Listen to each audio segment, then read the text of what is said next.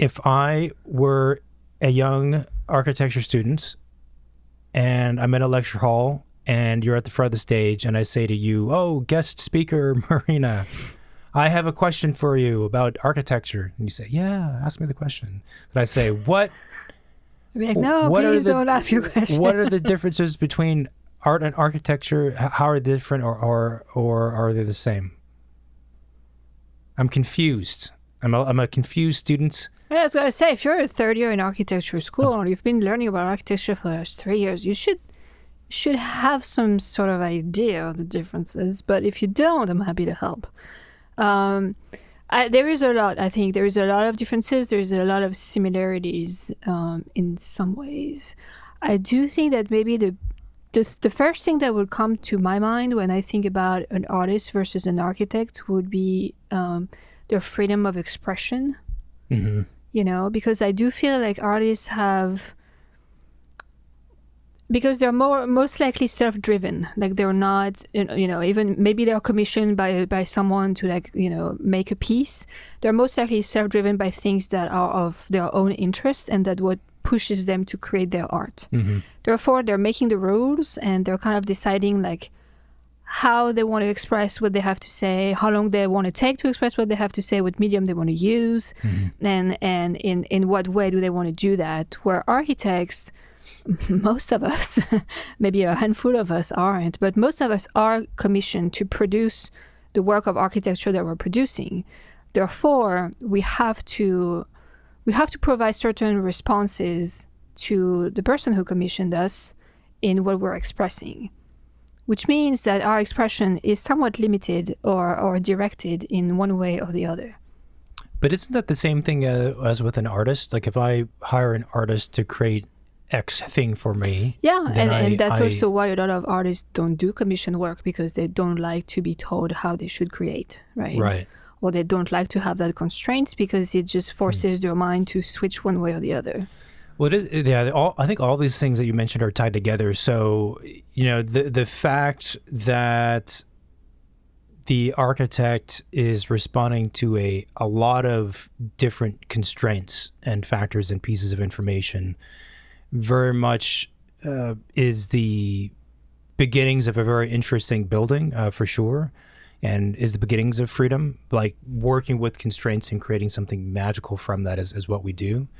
But they are constraints. Like they do outline a direction. Now, the architect defines the direction through synthesizing all that information, but it does outline and point towards something. It's not from nothing. It's a weird thing because I think architecture is more about, again, synthesizing many different things. And one way you could describe that too is synthesizing one's own natural tendencies and interest as an architect, as a creative person, with the ingredients that come with the project, right? And I think we've said this before, like a lot of architects like to say, well, I approach every project is different. Every project is different, and that's how I work, because every project has a different site, takes place in a different climate, different point in time in history, program, right? All these things make a building unique. So the building is meant to be unique, and that's what the building is. And I've always maintained that that's not really the case. But you come up with your own biases, even if those are unique. Right? Yeah, your biases, your own skill sets, your own preferences toward things, your way of viewing the world. I mean, you're one of the pieces of the ingredients, and you can't get away from that, despite architects claiming they're always doing that, right? It's like, that's not the case.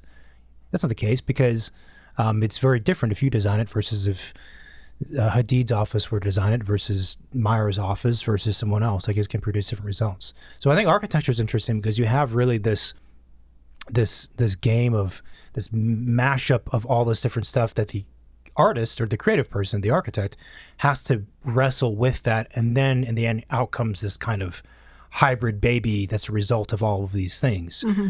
Where for an artist, like you said, it's much more pure in the traditional artist sense, where they have a set of questions and interests and philosophies, and they're just drawn toward asking things, and then they try to express those things through whatever medium that feels the most appropriate for them as a person, right?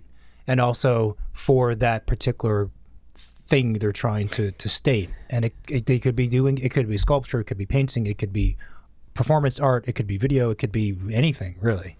And even the process, I mean, like right now we're talking about the final result, right? Like the final art piece and the final building and comparing to each other. But even the process to get to those final things is, to me, much more free for an artist than it is for an architect, because despite architects having their different ways to think conceptually or work through their design process, having like different kinds of design process, at some point the architectural process is somewhat standardized. Yeah. Like we have to use certain tools, we have to use graphic representations that, work across every single office in the same country. We have to use, units that everybody can understand. Like there is standards that we have, there is those languages that we have to use to express ourselves toward the final end results. When an artist could decide to have a complete different process for every piece of art that they're creating, and I suspect that that's the case because most artists work individually, right? They're like a one-man show, one-woman show, one whatever show, right? So they do not have to comply to this set of rules of using standard for their creative thoughts to be understood by other people on their project.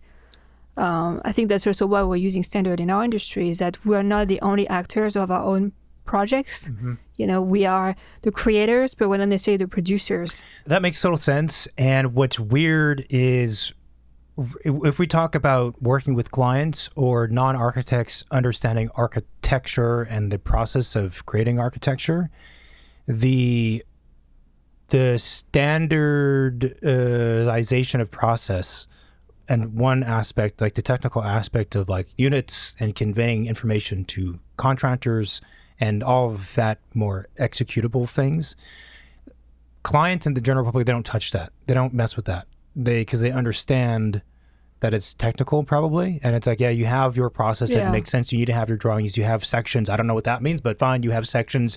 You have schedules of materials. You have these detailed drawings that you do that are from different views. Fine. Like that's your area of expertise. I'm not going to criticize that. I'm not going to critique that. I'm not going to have an opinion about that. It's like science, right? Like you don't question it. I just trust you on that because it is part of what every architect does as part of this construction industry. But the part of the process that is also standardized to a degree is the design process.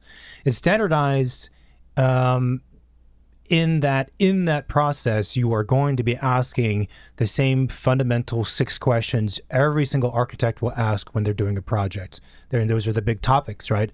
Of party, site response, program, sustainability, circulation, et cetera, et cetera, et cetera. Like all of those things as part of the design process, they will be covered. It might happen in a different order, but they're there. So there is a standardized aspect to the design process. Yet, of the design process compared to the technical execution process that I described earlier, the design process is the part where everybody has an opinion. Everybody who's not an architect has an opinion. They'll make a critique. They think that they can do it as well. They have a thought. They have an idea of how it can go. Well, I think we should do this next or do that next, or why don't we jump to materials? Why don't we jump to that? And I don't know what this means, but it's interesting to me, right? Because they're both standardized in a certain sense in terms of like the things you have to cover. Yet this half of it, everyone can poke at it and have thoughts. This other half, no one touches that. No one ever talks about like our construction documents. No one's ever like, let me look at your construction documents and critique that and have an opinion about that.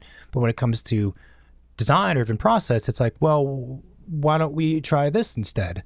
And it's an odd thing. I think it's just a matter of laziness. I mean, it's the same if you think about an artist who, I don't know, if you ask Vincent van Gogh, you imagine like people, nitpicking on his design process of, I don't know, like one of his paintings and be like, you know what, I don't really like the orange over here. I think we should probably like replace it with a purple.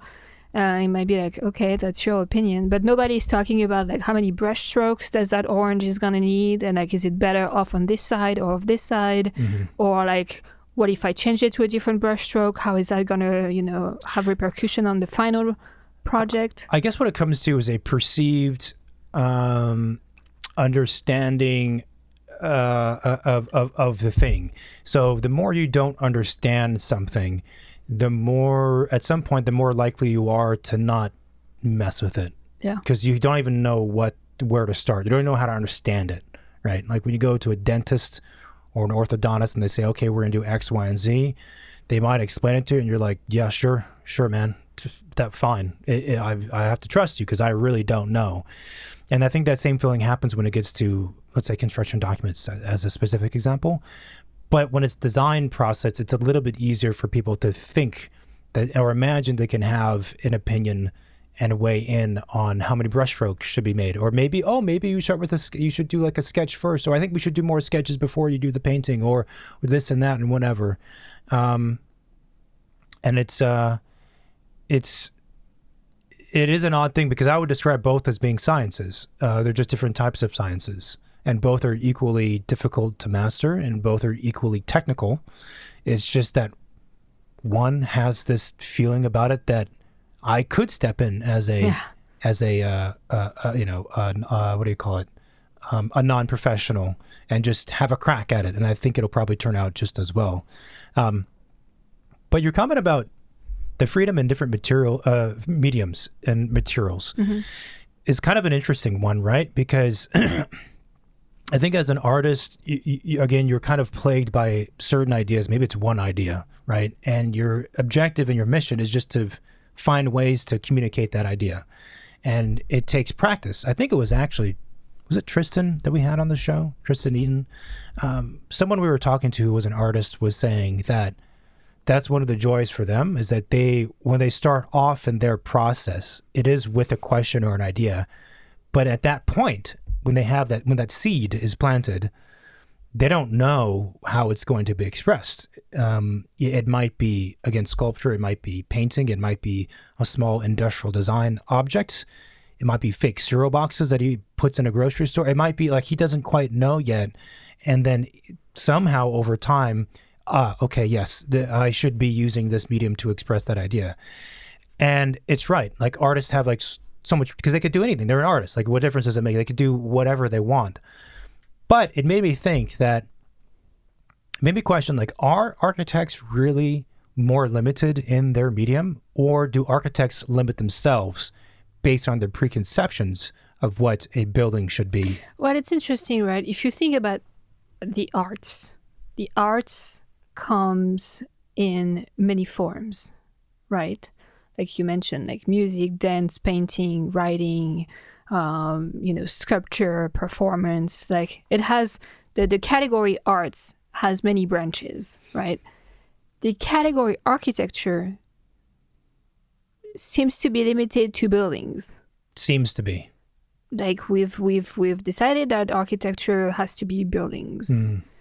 But it is an interesting thing, actually. Like and it also goes back to the question of what is a building. Yep. Like are we all just working and producing architecture in the one form architecture could be?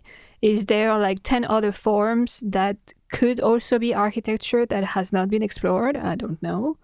Like what does it mean to create like there is different kinds of building. What are those kinds? Are they just different because they're used differently by people in them, or are they different because they are spatially and conceptually thought about differently or built completely different theoretical approach, right?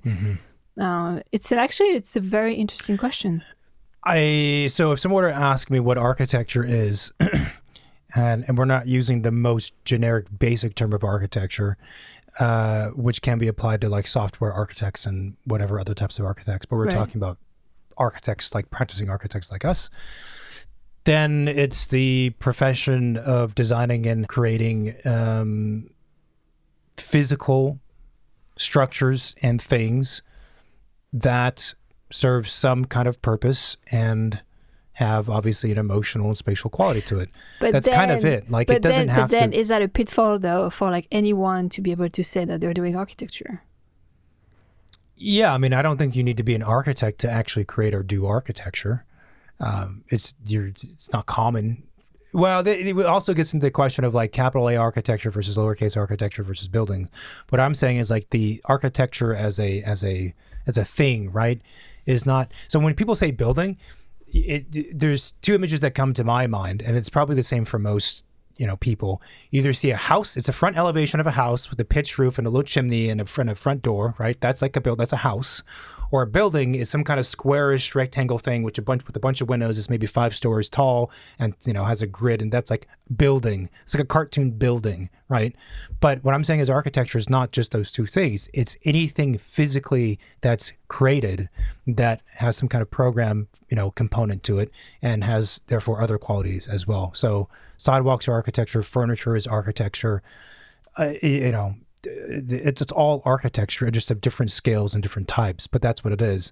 And the reason why I say physical is I do delineate that between like metaverse architecture and whatnot. Like, you're getting into a different space over there, or video game architecture.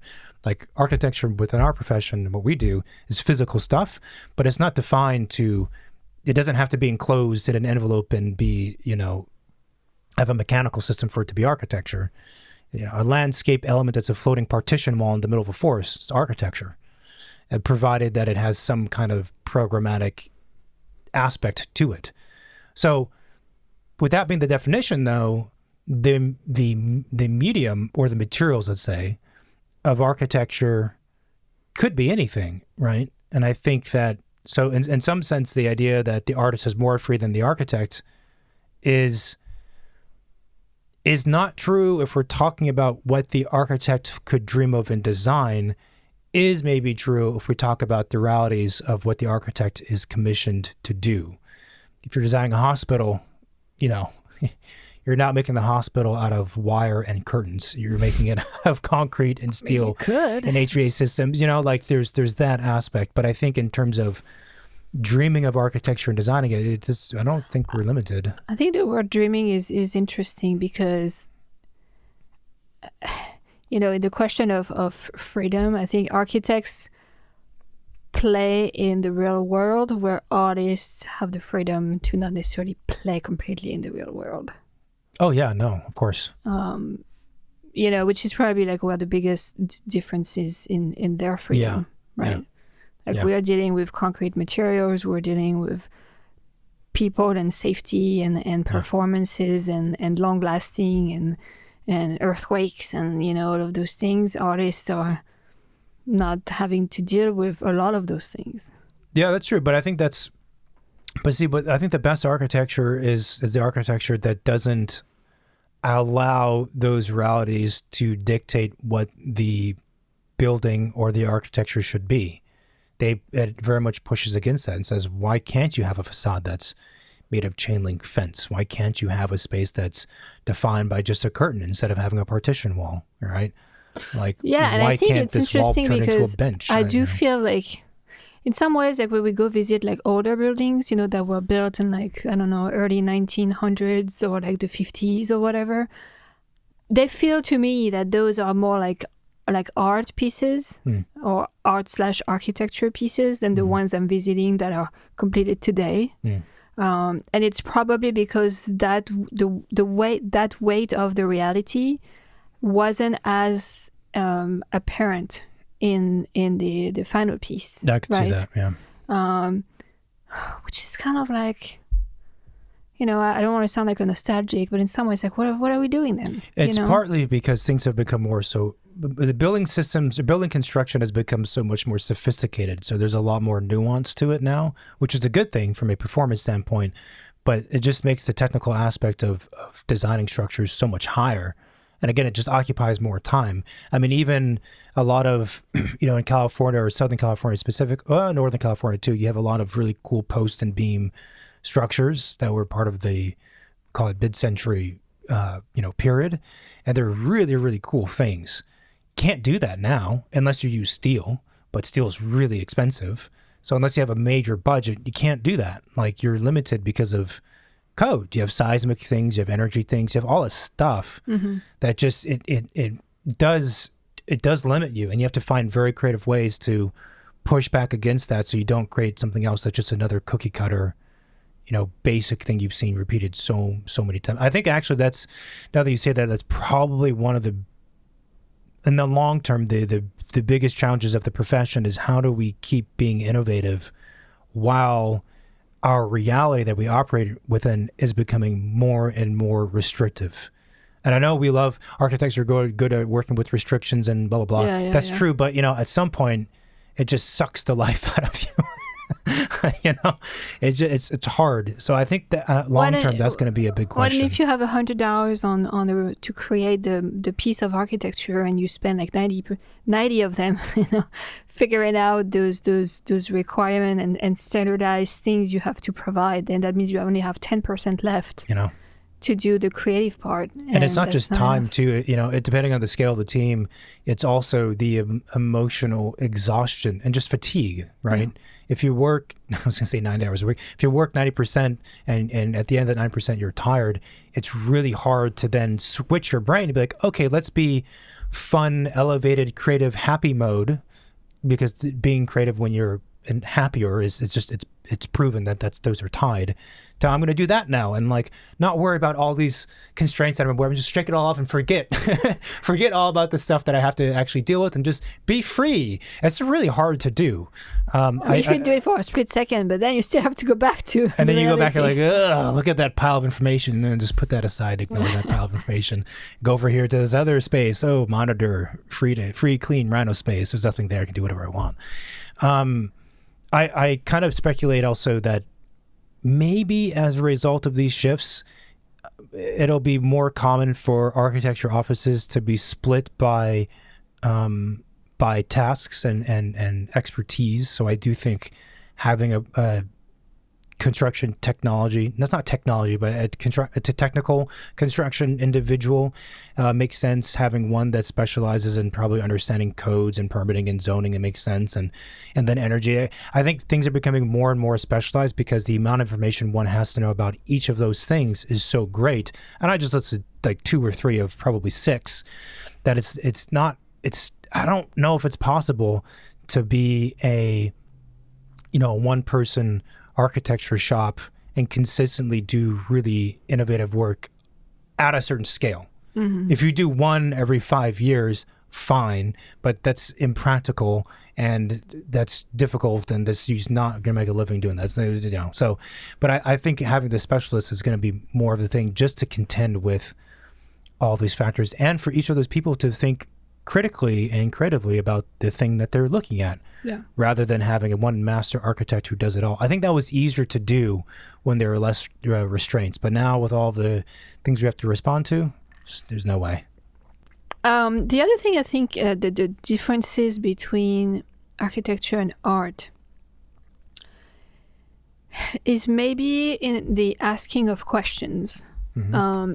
And I think in the type of questions that each decide to be asking, and also if they're actually proposing an answer or if they're just questioning. Arts oftentimes is, it could be about posing personal questions, things that, relate to your own story as an artist, like your background, where you come from, or things that you've been struggling as a person, mm-hmm. right? Could be a motivation to create your art. It could be things that are more about politics, and provocation in reaction. So art could be questioning those things or mm-hmm. react to those things. Mm-hmm. Sometimes it's not necessarily questioning, it's just a gut reaction that's mm-hmm. expressed in the form of arts. Architecture usually, I feel usually poses questions that are less personal. Oftentimes it's much more for the collective aspect of posing questions, like society, mm-hmm. So bigger questions, and he's always trying to propose something. Mm-hmm. Mm-hmm. I feel buildings rarely pose the building itself is an answer to the question that was posed mm-hmm. in some ways. Mm-hmm. Otherwise, I don't know what that building would look like if it wasn't an answer. Yeah. So I agree with this. This is, I think, to me, the fundamental difference between art and architecture, artists and architects. As artists, they exist to poke at society and ask questions. And what they produce only exists to do that. It doesn't actually offer any practical solutions to things. It's just asking questions, whether they be on whatever topic it might be. That's all they exist as a person. That's why they exist. That's why their artwork exists. That's kind of it. Architecture, though, is strange because we should be, when we can, also asking big societal questions, that putting a mirror to society, so to speak.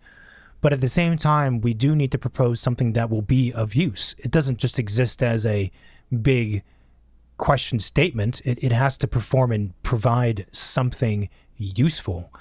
And oftentimes, the questions that we are asking are related to the thing that we're proposing.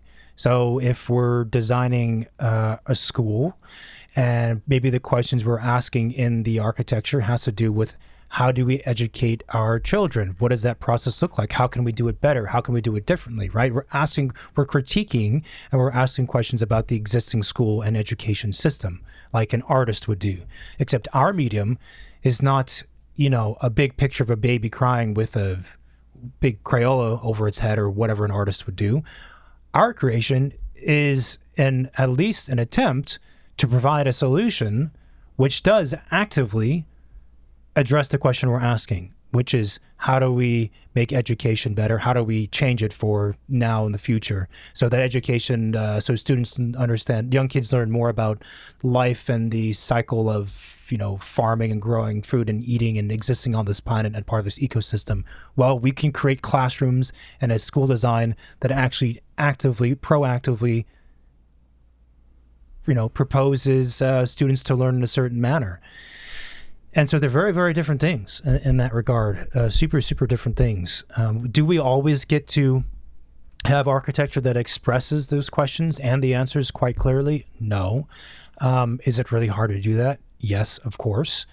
But architecture at its best, it does do that, even on the scale of a house. You're questioning the standard modes of living and what makes sense for this particular nuclear family, or it makes sense for these set of people if it's a multifamily house, or if it's low-income housing, or whatever it is. You're questioning what's wrong about the way it's been done in the past, what's wrong about how we perceive the homeless people when we design a homeless shelter, right? I'm not creating a sculpture. I'm creating something that actually performs to do what I'm seeking out to do. I'm not trying to say that architects are somehow higher or better than artists. That's not what I'm saying here. It's a different thing. But it's a different thing, right? And with that, though, comes a lot of constraints. We a lot of times architects and architecture cannot be quite as, I wouldn't say powerful. That's not the right word. It can't be quite as punchy. It can't really, be like in your face. I was gonna say, like provocation in art is very common, yes, right? And actually, it's oftentimes, I would say, what makes the artwork the most successful or appealing to people is it's provocative. Like, finally somebody is saying what they think about this matter, and is saying it out loud, and is putting it out there, and is not afraid, right? Mm-hmm. Architecture rarely does that. I feel like architecture is rarely provocative. Mm-hmm. Maybe because it's a discipline where people are maybe too responsible in some ways. It's serious. Yeah, it's serious, and therefore it can really be as humorous or shocking or putting off people. Yeah. If the goal of a building of architecture is to like put off people, it's because I've rarely seen that. It's either because the architecture failed and it was not intended that people are like. The goal of it, or in the end the goal of it. Okay. It's the goal of architecture is always to be well received by as many people as we can. Oh, is it? I don't know about that. I feel like it's. I disagree. I feel like it's what's expected of architecture. What's expected of architecture versus what architecture should be trying to do are not necessarily the same thing. I'm not saying that's what architecture should be trying to do. Okay. I'm just saying that that's what architecture is expected to be doing. I see. Okay. Right? Okay. Where in some ways, art is expected to be provocative. That's true. If art isn't provocative, then people, I think it's still art, but people think like, oh, it's not art then. My grandma could do it. Like, right. It's not... It miss that characteristic, right? But if you think about it, actually, it would be very interesting to see art that is very serious and what does that look like. Mm-hmm. And it would be very interesting to see architecture that is very provocative and off-putting and repulsive. And again, it has happened with buildings, but I don't think it was necessarily the intention to start with. It's often a result. The intention of the architect or the intention of the client, different things also. Sometimes they're aligned, sometimes they're not. Yeah, so what I'm saying is that I see a chart, a chart with quadrants, right? You have like a cross, you have 4 spaces, 1, 2, 3, 4 in a quadrant. You have art and architecture, 2 separate columns. The bottom, it both says, so you have art on the right side, and it says, call it basic art that's not provocative, okay? Generic, non-provocative art. On the bottom also, on the other side, on the left side, you have architecture that is generic, non-provocative architecture.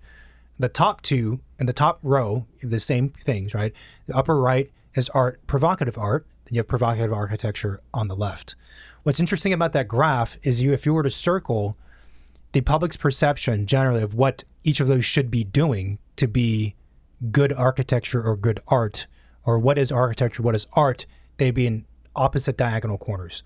Art would be provocative, that's what it should be doing. If it's not provocative, it's not art.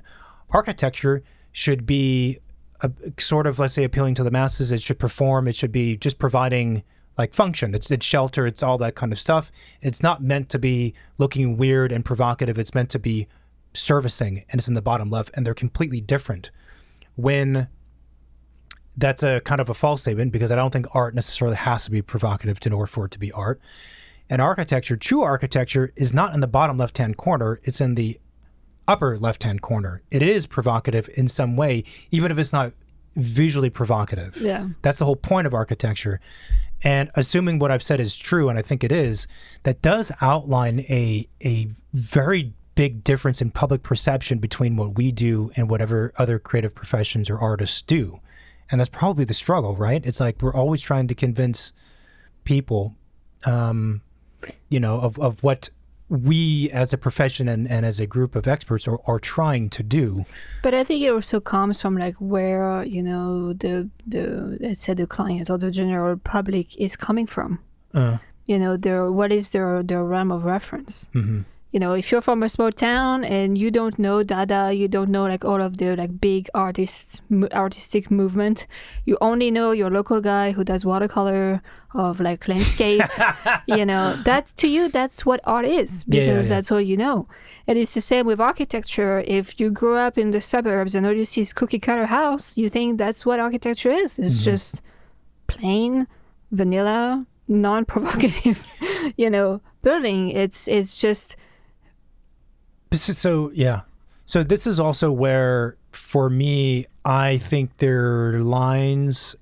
If we understand art and architecture and folks' preconceptions of what they mean based on what we were just talking about, I think then the lines between the two have to be blurred, and they should be perceived as being closer to the same thing. Like architecture, yes, it provides some kind of function and utility, and you can use it for some purpose. And ideally, the building is designed in an artful manner that critiques how we typically do that activity. If it's a restaurant, maybe we eat differently in this restaurant. Why does a restaurant have to be formatted this way? Why don't we do it differently because of the chef? But I also think in the context of like a city, right? The average person will not like really wacky architecture. They will reject it. But the city is just a large scale collection or petri dish or example of what we're creating as a species anyway. So yeah, let's throw in some cool, weird stuff. That's what we're here to do. I mean, we don't all want to be driving the same boring looking car or wearing the same clothes. We're going to have different stuff going on. We're here to, as a group, just to express things and to try stuff. Like, why not? And I think that's also a very powerful understanding of architecture, that it's not just a building. No, we're creating we're making something, and this thing that we're making materially is no different than art or clothing or watches or cars. It's all stuff. Like, why don't we make it this stuff also interesting? Nothing's saying that this stuff, because it's a building, has to be boring. Like, that's not true. I don't know why we place the same constraints on our ideas of buildings, you know? It's interesting. I feel like even in our modes of living, in our lifestyles, we're pretty conforming. You know, like, I really would like clients to come up with like weird requests. You know, like, you know what? But like, you know, like weird one that really would make what it means to design a house and live in a house like very different. Like, they really want to experiment in how they live. You know, like, what if you had a client who's like, you know what, I don't believe in bedrooms.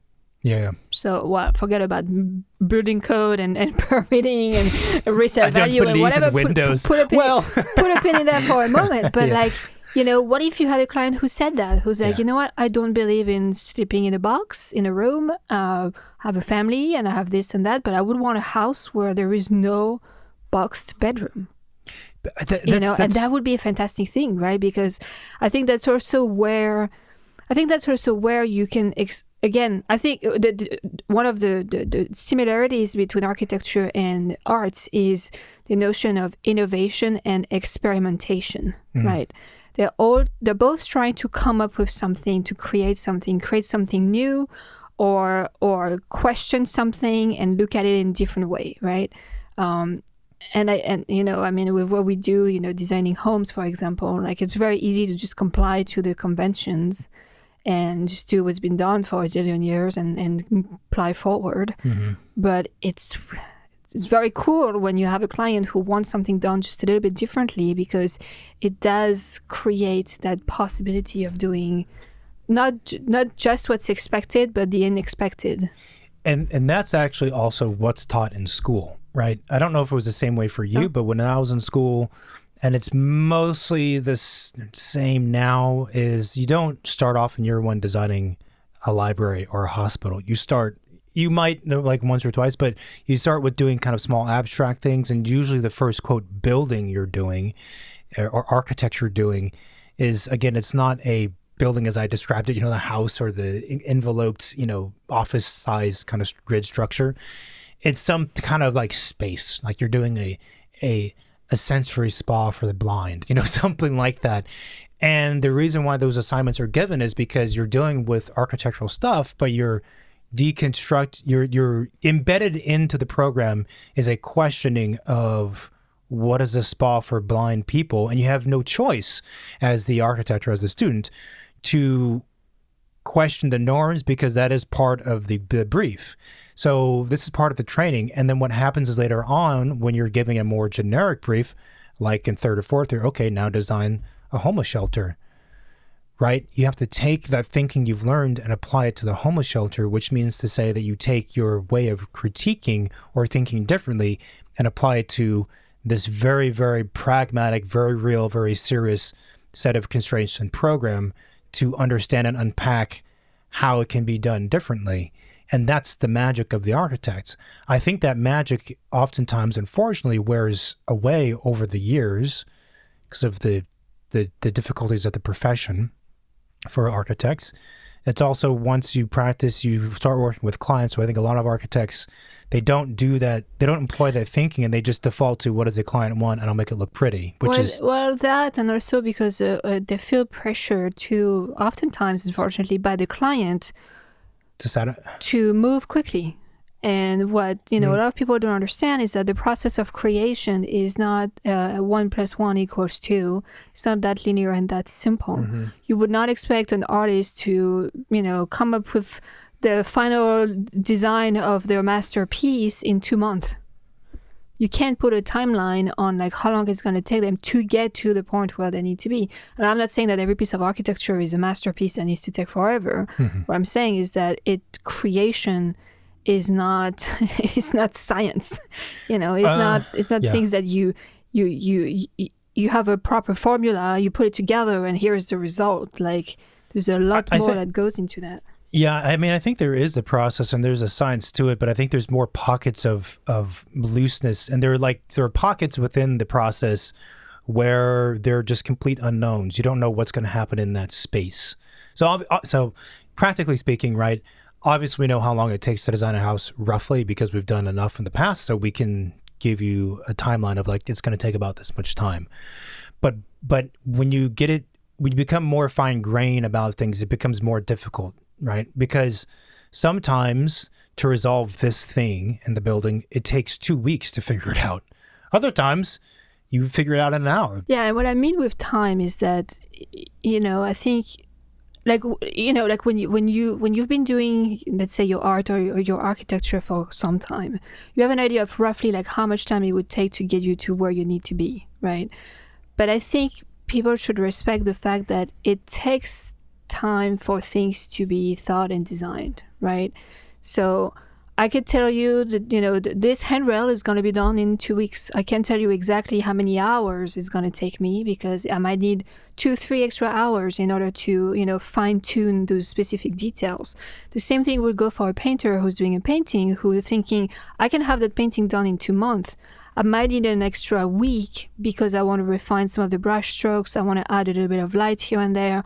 I want to give it a final coat so it's protected, and I think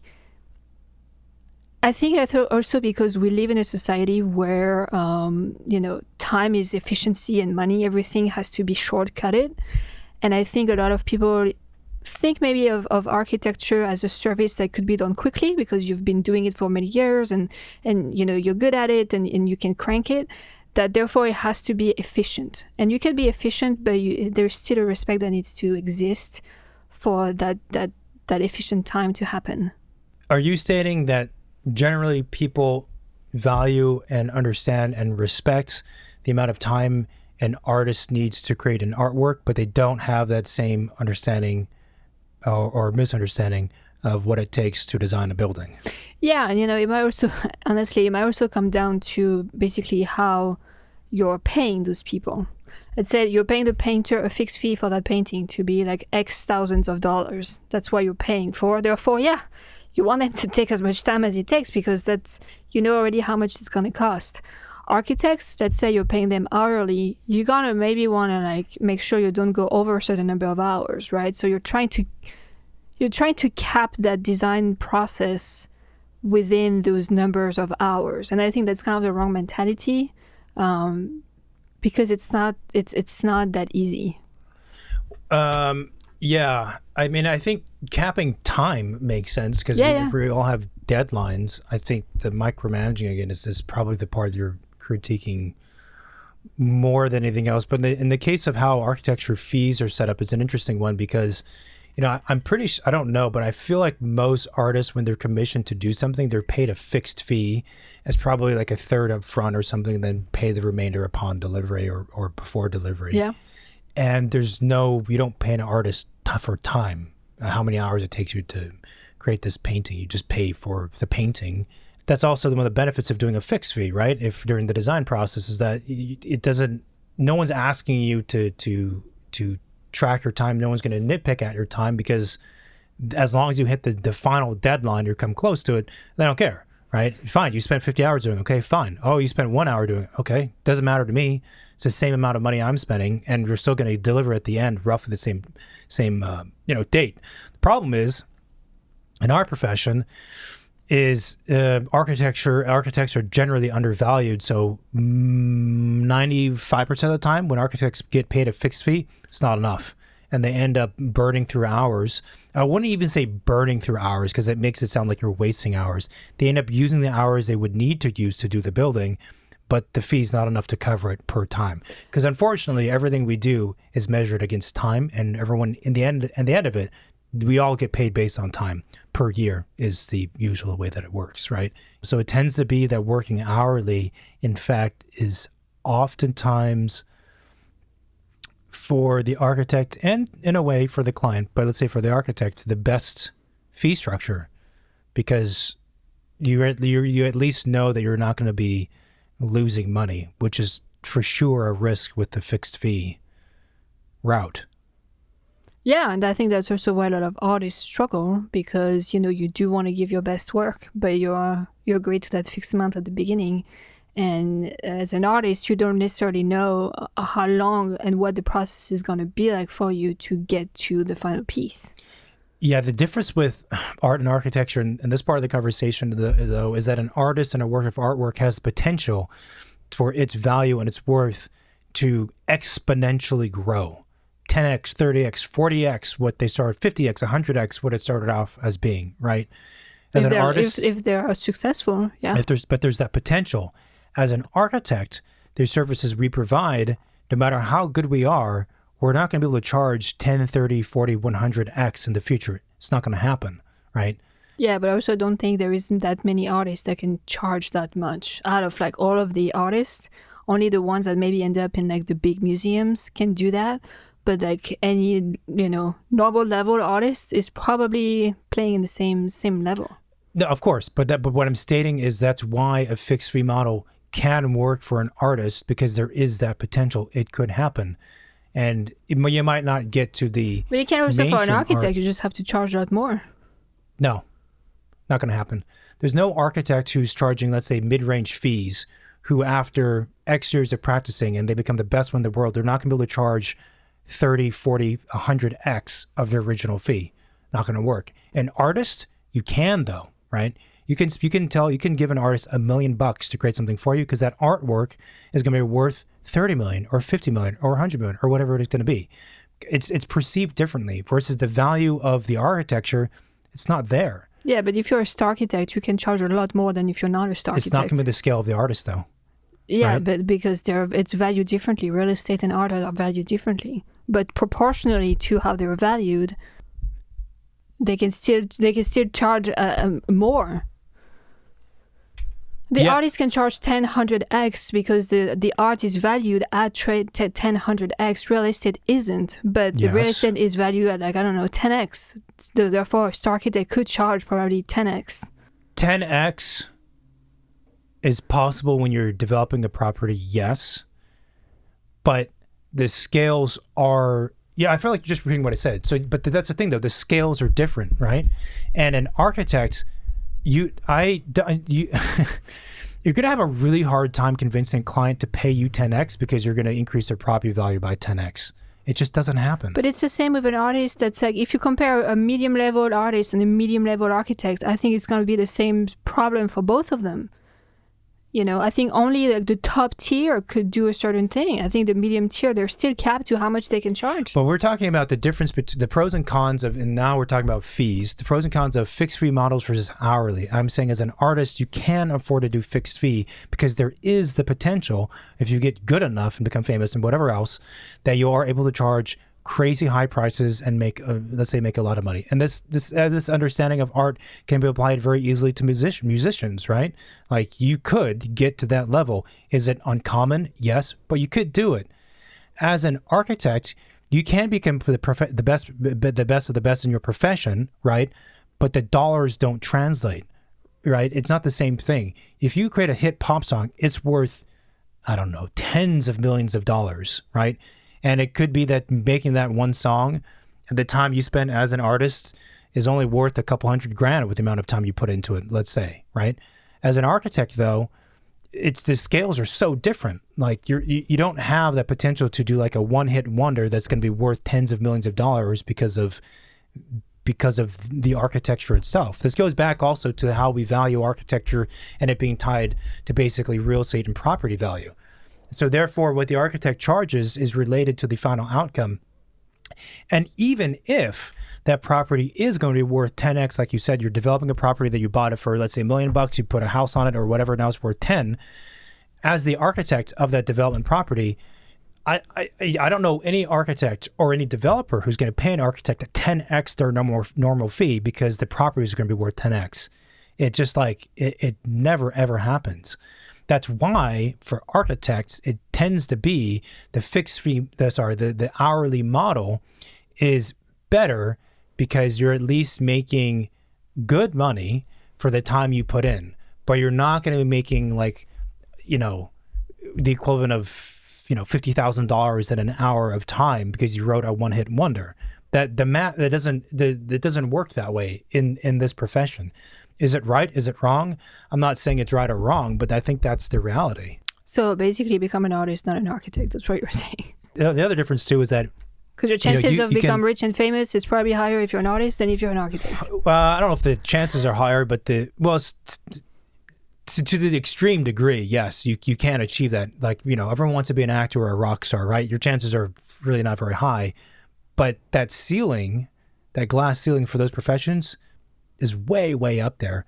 The glass ceiling for architects is way, way down here.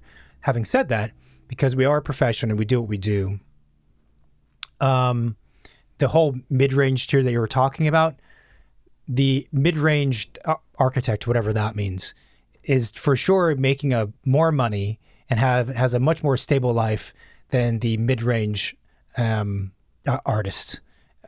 Because we are, like, you could become an architect, you could work at a big office like HOK or whatever. You could do good architecture and you could make a decent living. You're not super wealthy, but you're making a decent living and you got benefits and all this stuff. As an artist, of the same kind of tier, if we could somehow figure out that graph, probably a lot more difficult for you than working at HOK. For sure. If you have a 9-to-5 job with stable benefits, it seems like it's probably an easier lifestyle than if you don't, right?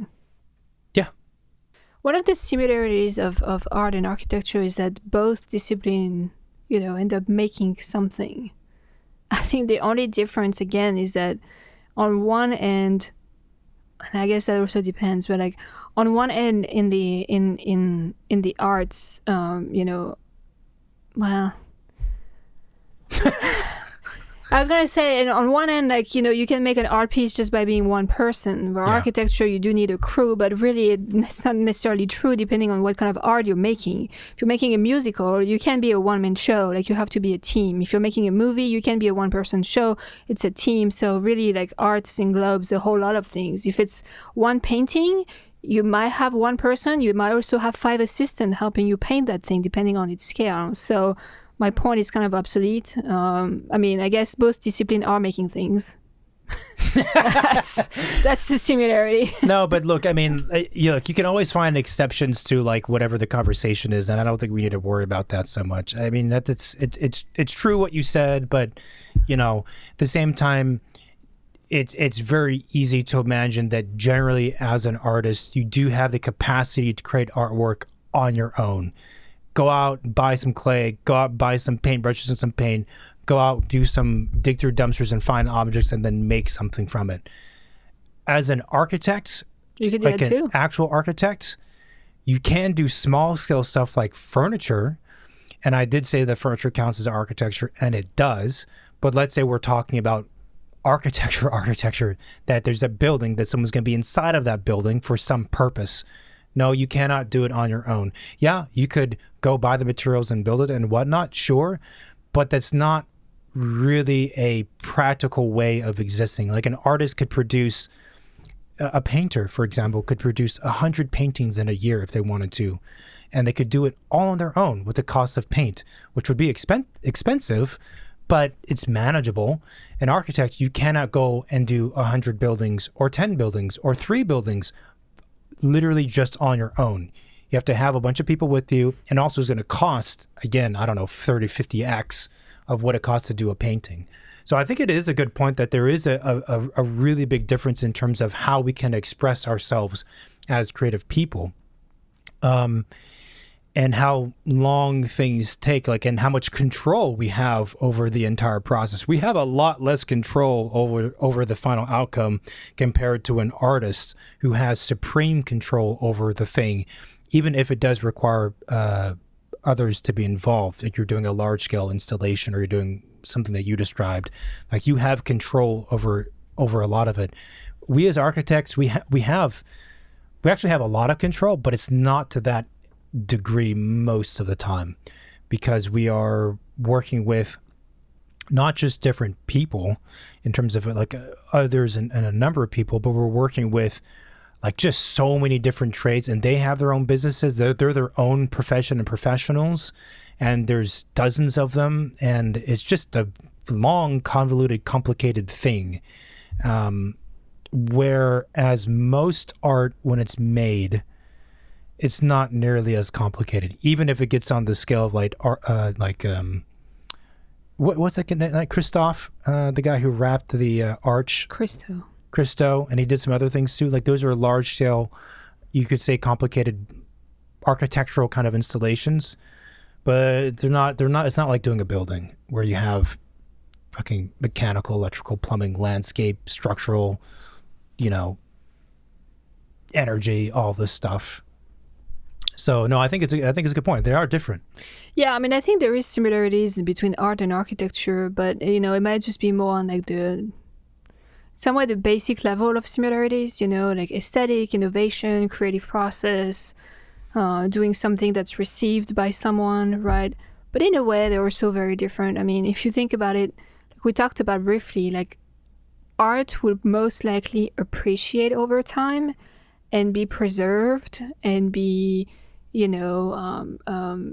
carried through time in a more pristine way. Buildings are going to decay, they're going to depreciate, they're going to get damaged. They're kind of like actually living in opposite direction, right? When I feel like when artwork is being produced, that's when its life is starting.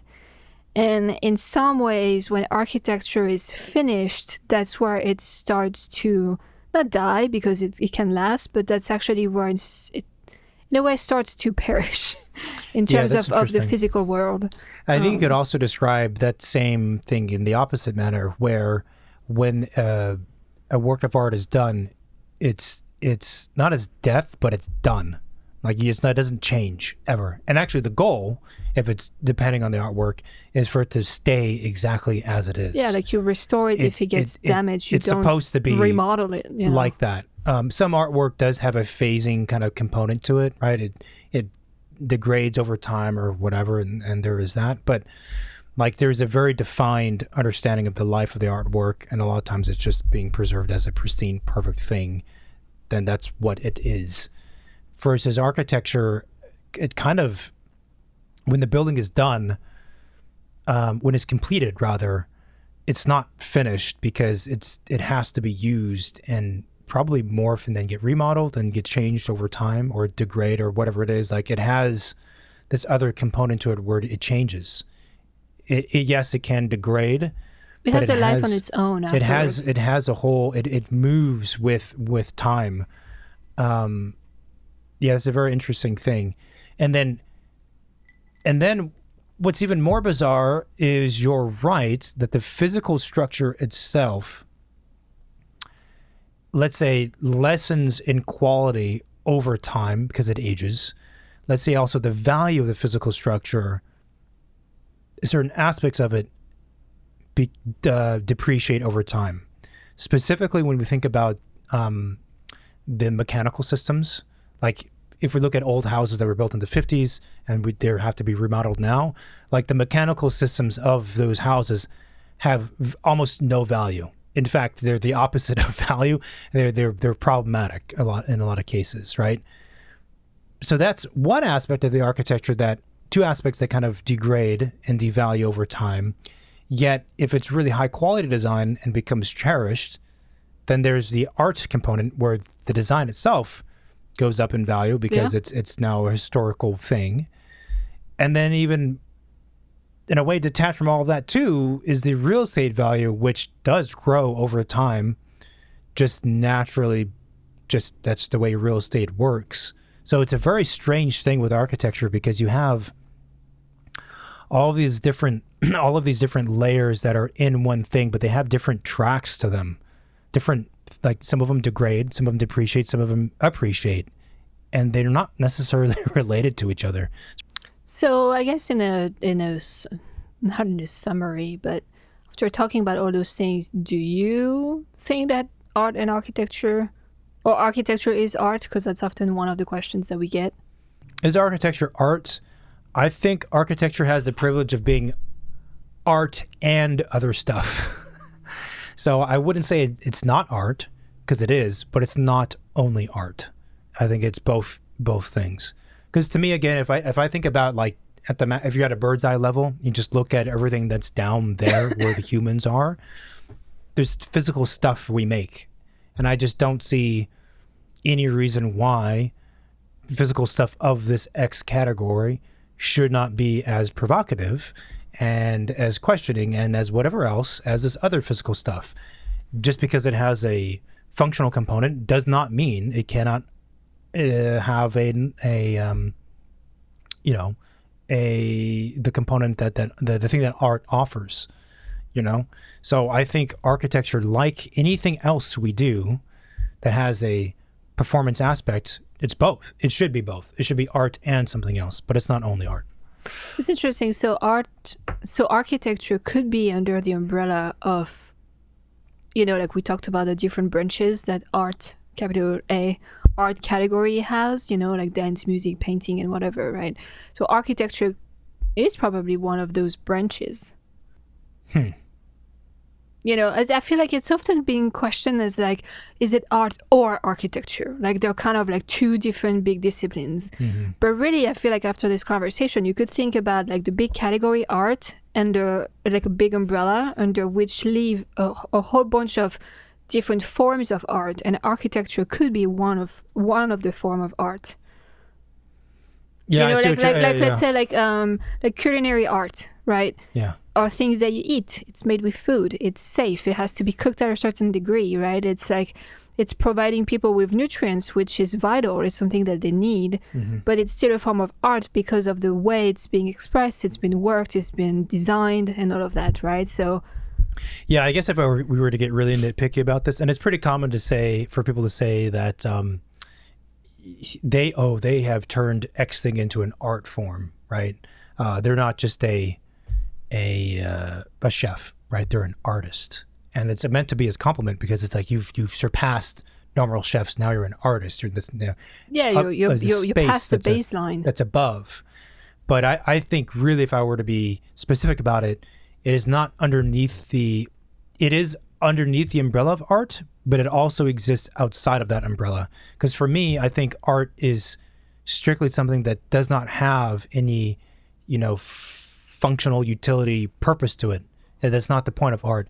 You could also say the same distinction can be made about entertainment versus not entertainment. Entertainment has no reason to exist other than to entertain, and art has a similarity to it. I'm not saying art is entertainment or vice versa, but there's a similarity to it. But as soon as you have something that performs, it offers something that has to do with survival or our needs to exist, right? The fundamental needs to exist, then it's not just art. So I think architecture is both, I guess you'd say both building and art, but it's both. And it doesn't fit underneath the art umbrella only, because the art umbrella for me is something that has no purpose other than just to be art. And that's not what architecture does. But that's also why it's so cool, but that's also why it's confusing, and that's also why most people don't categorize or think about it in this way. They don't think about it as art. They think about it as building, right? Because that's also what you see all the time. Well, that's what I was thinking. Well, if it's under the category of art, then all of the bad buildings, therefore, are not architecture, because you wouldn't say like, oh, nice piece of art. Like, is it? I don't think this is art. Yeah. So in a way, it's a kind of a way to, make a selection of what is and what isn't architecture. I think one of the similarities between artists and architects and art and architecture that most people don't get is that both when they're good, are making a very clear statement about something. And I think that understanding of art is pretty obvious and clear. That's how we understand art. That's like the basic understanding of art is like, okay, the artist is trying to say something. They're making a statement through their artwork, and the statement is in front of me. Maybe I get it, I don't get it, maybe I agree with it, I disagree with it, but there's a statement being made. The idea, though, of a piece of architecture making a statement, I don't think is not the first thing people would think of. And it might even be that for some folks, they find that sort of not repulsive, but they don't feel the need for that. It's just silly. And don't make a statement with your art, just with their architecture. Just give me a building that performs in the way I want it to and looks good. Why would it have to like make a statement? But the reality is, I don't mean necessarily making a statement about society, although we could do that, but the reality is that anytime you create something, it has to have some kind of thesis or spine to it. Otherwise, it falls apart. It's just I think it's one of the inherent truths of creating anything, whether it be a song, a music composition, architecture, a car, whatever. Like there has to be something that's trying to be said. And the clearer that statement is to the creator, and the more robust that statement is as well, the better the outcome. I think that's definitely part of the mix. And that's a big similarity, the same thing between creating art and architecture.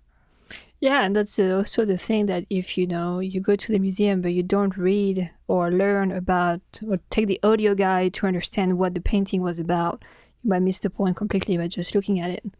It's the same with architecture. If you don't really know what was the intention or the concept behind, you might just completely miss the point. But there's this might be a separate question, but do you think that the art and architecture fails if it's not doesn't perform in the way it's meant to perform unless you read a plaque?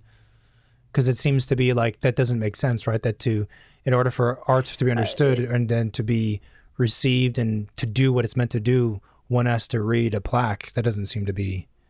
No, I mean, it could. I mean, well, it depends. How do you measure success or failure? If it provoked emotion, did it succeeded? Was that the right emotion it was supposed to provoke? I don't know because I haven't read the plaque. So, if it has no reaction, then it probably failed because it was intended to make you react in some ways, or provoke some sort of emotion. But that's the other thing too, is that I think one of the other differences. How many people go to museums and like, oh, I love this painting, and they absolutely have no idea what this painting is about. And did the art fail or did the art succeed? I don't know. I mean, I'm sure if you ask, 50 artists, they'd all have probably different answers. I'm sure the artist is pissed because like, well, the goal was for me to express this thing and people like it, but they actually don't like it for the reason I was hoping they would like it for, because they don't have the information to understand it and therefore like it in that way. That's true. Which sometimes I feel is probably one of also the biggest similarities between art and architecture, is that misreading of the artist and their work by the viewer. I have to say, and I don't know if it's my own way of thinking that's bleeding into this answer, but I think the creative at some point just doesn't care. Like you just become focused on doing the work, doing better work, becoming an expert at your craft and completing it and putting it out there. And after you put it out there, how it's read, if it's read, I don't have a whole lot of control over that. And it makes me think also, like, I love movies, so I'm always watching interview clips with actors and film directors and writers and things like that. And it's remarkable how many of them, the ones I've seen at least, the actors, their philosophy toward acting is, I read the script, I memorize, I learn the scripts, and I make up a backstory. I have all this, conceptual thinking that goes on, the rationale behind what I'm doing, like an architect would. All this rationale behind what I'm doing, and then I do my thing in front of the camera. And how people receive it, it's not on me. And it's almost like, for actors at least, like they actually, a lot of times they don't watch themselves afterwards. They don't pay attention to the critics. And it's almost like they have to actively not pay attention to what the audience, how the audience responds, how the critics respond, because it would tamper with their process and make it would dirty their process and make them now be too much in their head about what are they going to think? What are they going to think? How do I do this so they feel a certain way?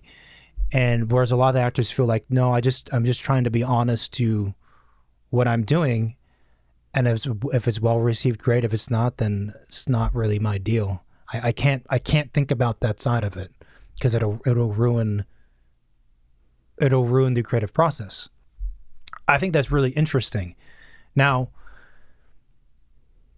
of course, as an architect, we don't have that ability to think that way because, again, we offer something that's practical.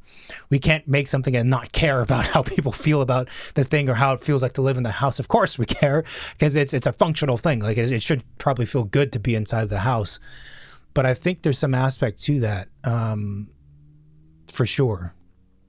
Well, and if you want to improve yourself for the next work too, I think feedbacks are, you do whatever you want with those feedbacks afterwards, but knowing where maybe you've excelled or where you deeply failed could be helpful if you're trying to get better as you go by and not just do your thing, Yeah.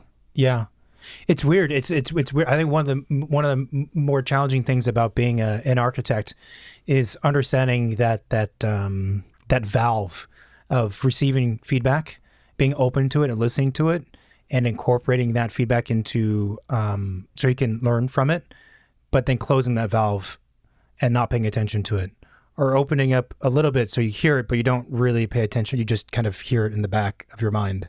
And it's a very odd thing because it's very easy, I think, to open the valve too much. And then now you're just doing stuff in response to these external, things, which are, I guess, that muddying the purity of the process. It's a very tricky threshold to balance on. Going way back to the early part of the conversation, you were talking about the different mediums and materials and things that artists have to that artists have to work with, and architects having less flexibility or maybe just as much flexibility. And clearly architects, if we think about materials, that's a easy path of saying, well, it doesn't have to be concrete. It could be brick. It could be glass brick. It could be rubber. It could be mushrooms that are made into brick. It could be all curtains. It could be like chain link fence. It could be all this stuff, all this physical stuff. But I think one of the most important parts of architecture, if we think about architecture even more holistically, is the use of the architecture. So like an artist could use a physical thing to create their idea. They could also do like interpretive dance as a way to express their idea, which is this ephemeral thing that doesn't exist except for the time that it was done, and then it just doesn't exist anymore. It's gone. The dance stopped. Doesn't exist anymore. But I think actually the same thinking could be applied to architecture, because in a sense, when you're designing the architecture and you think about how people move through the space, how the space is felt, and space itself is an ingredient in the architecture, but space is not a physical thing. It's the opposite of physical things. That's also part of it. So stretching the definition of architecture, I think thinking about how one embodies, how the users embody the building and how they feel with it and how they move throughout it is probably just as much part of the architecture as the physical building itself. We're working on this project right now, and I was talking to someone in our office about it, and we were talking about verticality in the structure and the pros and cons and whether or not we should express verticality in this house. And they were remarking, well, verticality, we could create it through like columns that are double heights or panels that are 2 stories tall or whatever it was.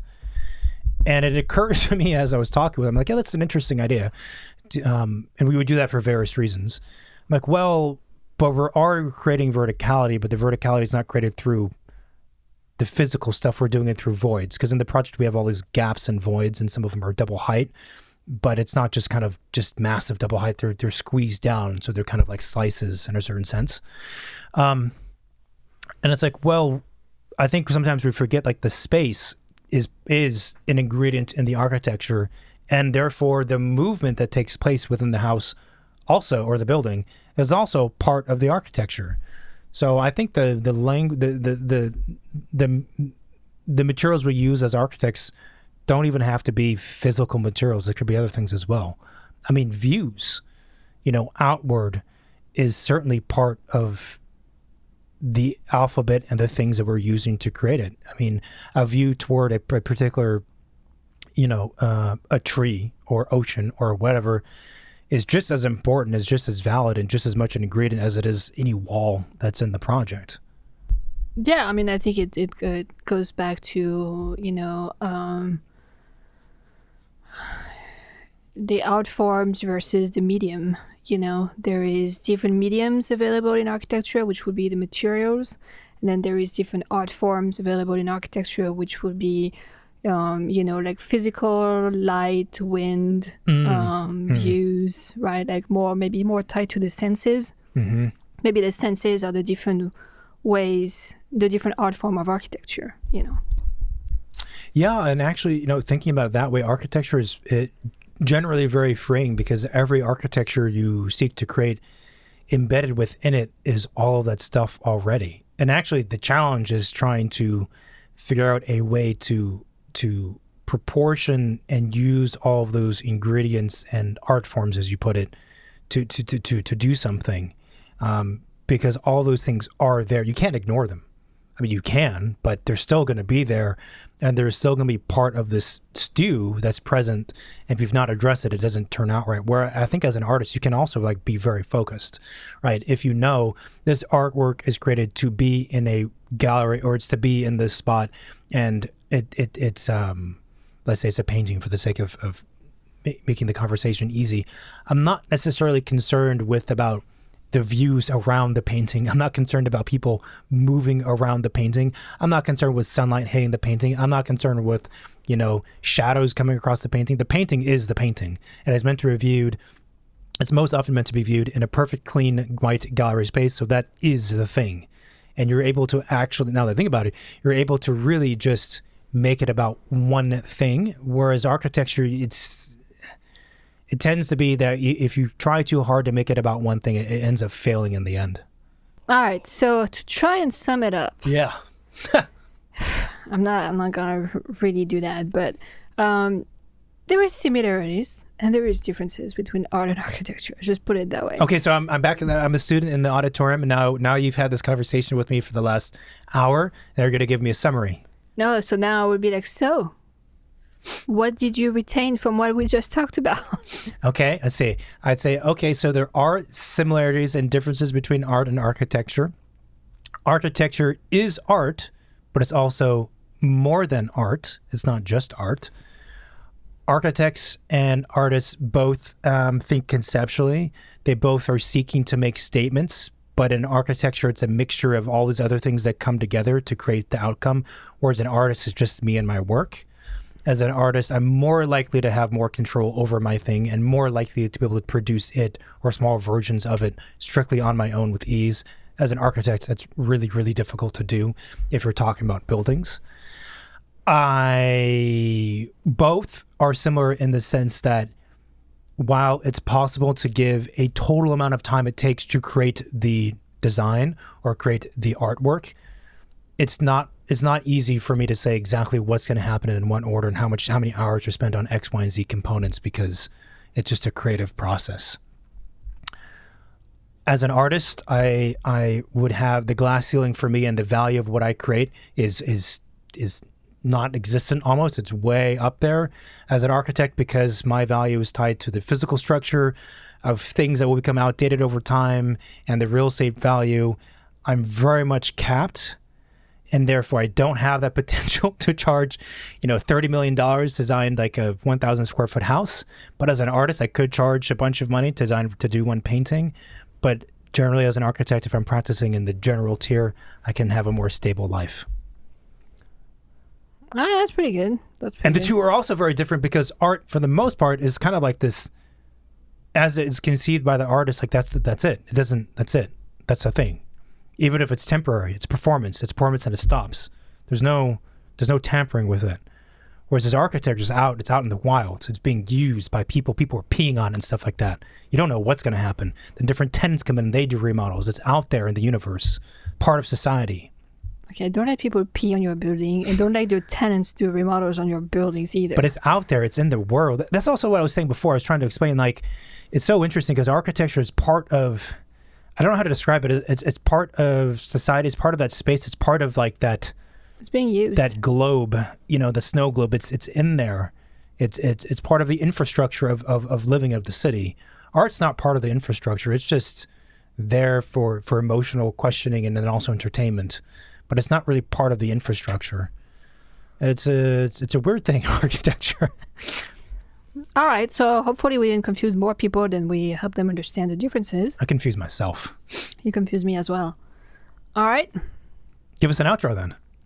Thanks everybody for listening to this confusing episode. If you like what we do, please leave us a review on Apple Podcasts, Spotify, YouTube, wherever you can and you want to. If you like the show, please share it with your friends and family as well, your colleagues, everybody around. You can find us on the website, secondstudiopod.com. We are also, like I said, on YouTube. We're on social media, mostly Instagram, Second Studio Pod. We have the hotline 213-222-6950. You can call or send a text message. If you have any questions, any topic you want us to talk about, or any good guests you think would be nice to have on the show, please send it our way. Yep. And that's it. A lot more to come. Keep following us. Keep tuning in. And see you next time. Thanks. Bye. Bye-bye.